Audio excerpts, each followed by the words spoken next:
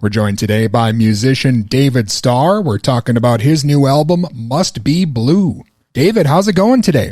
I'm good. How are you? I'm doing well. Thank you so much for joining me. You bet. Thanks for having me. Well, first of all, David, can you tell the listeners a bit about yourself and your music, maybe for those who haven't discovered you yet? Well, I live in western Colorado, in a little town called Cedar Edge, Colorado, and I own a guitar store here. And I'm very fortunate in that I get to tour around and travel around and play my music and then come home to this beautiful western Colorado small town and hang out in a guitar store all the time.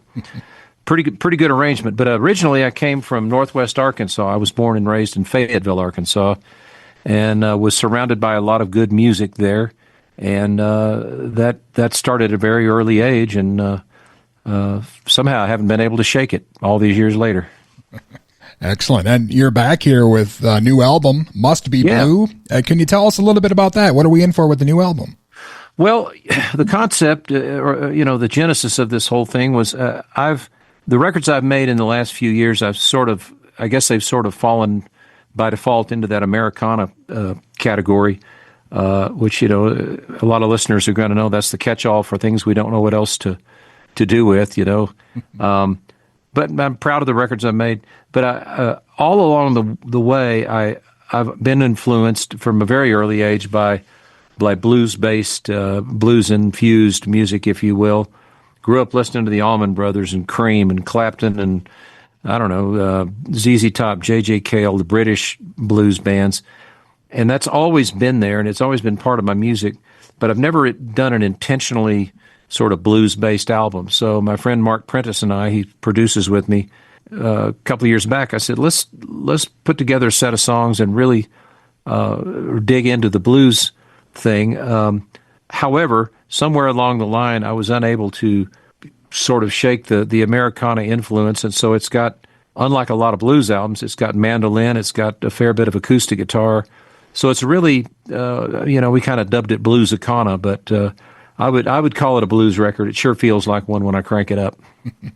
And speaking of your influences, you've got a mix of originals on here and some pretty cool covers. You've got a rendition of Whipping Post, and I especially dug ZZ Top's Just Got Back from Babies. It was cool to see that on there as well. Yeah, I picked up on ZZ Top from their very first record, and as much as I liked their stuff in the 80s that everybody was exposed to with the videos and all that stuff, I was really a big fan early on, and tunes like Francine and Just Got Back from Babies and that kind of stuff really stuck with me early on. So, when you go to make an album and you're going to do cover songs, and I've done one full cover album also a few years back, you kind of make a list and go through and say, well, what are some things I've never done that I'd like to cover? And that was one of them. So that's how that came up. Yeah, that's a pretty deep cut going all the way back to their first album, as you mentioned. Right. ZZ Top's kind of got separate parts of their career where fans of the 80s stuff, they might not even know of these early albums here. Yeah, to me, that was the real blues-based stuff that they did. And, bands got to grow and they got to change with the times and all that. But I sure like that early stuff. Well, David, who's playing with you on the new album, Must Be Blue? Well, couple of guys in Nashville, drummers, Greg Morrow, who is one of the top session drummers in town, Matt Bubell, who is my friend Mark's son, and again, Mark Prentice is playing keyboards and bass, all the bass and some of the keyboards. We're really lucky to have Reese Winans on this album. Reese, as a lot of people will know, plays with Joe Bonamassa currently, but he also used to play with Stevie Ray Vaughan in Double Trouble. On the electric guitars, it's got myself, my brother Joe played on a few songs, Dan Dugmore, who's a session guy in Nashville, but when I was young, he was mainly a pedal steel player with Linda Ronstadt and James Taylor and folks like that. Jeff King and Pat Bergeson are also playing guitar on it. They're both very, very well-known session guys down there. Pat also played some harmonica. My friend Eric Stuckey that I tour with played mandolin, and then Rob McNally stepped up to play some slide on a song. Rob, his last big touring gig, at least that I know of, was playing with Bob Seger right up until the end of his touring career. I played electric, and then Pat and I played acoustic guitars. Brought in Mark's wife, Michelle, to sing backup. She's wonderful. And my friend John Oates sang some backup on the J.J. Cale song. So quite a roster, and as you know, when you go to Nashville, there's no shortage of people that'll step up and do a good job. So we're very fortunate. Awesome. Yeah. And you've got quite the Rolodex from, your years playing around. So Yeah. definitely you can call up some pretty cool guys to join you in the studio. Well, they generally speaking, if they know you're going to do quality work, then they're happy to do it. And we always have a good time doing it too. That's important. So, it was a lot of fun to make the record. Again, David Starr's with us. We're talking about his new album, Must Be Blue. And I know you're going to be on tour this year as well. What are we in for with a David Starr show? Is it just an acoustic set, or do you have the full band with you on the road? Well, it's pretty tough to take a full band out these days with prices and that sort of thing. And I prefer the autonomy of either playing on my own as a solo, or as I mentioned earlier, Eric Stuckey goes out with me. He's from Western Colorado, and that's where we met out here where I live now. But he lives in Nashville, and so we often meet up and we'll do 3 or 4 dates at a time, and then he'll go his way and I'll go mine. But playing a little bit less this year than I have in past years because I've been working on a construction project here in town. But once that's wrapped up and settled down, then I can get back out there some more. But I would say primarily it's an acoustic thing. But we try to keep it moving, try to make it fun, and give people a little context to the song, some stories behind the song, that kind of stuff. Mostly listening rooms. That's where we like to play. Excellent. When things calm down for you a bit, do you think you'll add more shows, or could we maybe see a Minnesota date down the road? Yeah. We've got some things out through the end of the year, but as I mentioned, I needed to be close to home this year to finish a big project I'd started, and some days wish I hadn't, but you know how that is. You get in the middle of it, you gotta see it through. So we're about to wrap that up, and I can look to getting out there and doing some more stuff. I hope to do a couple of full band shows before the year's out, maybe one here and one in Nashville.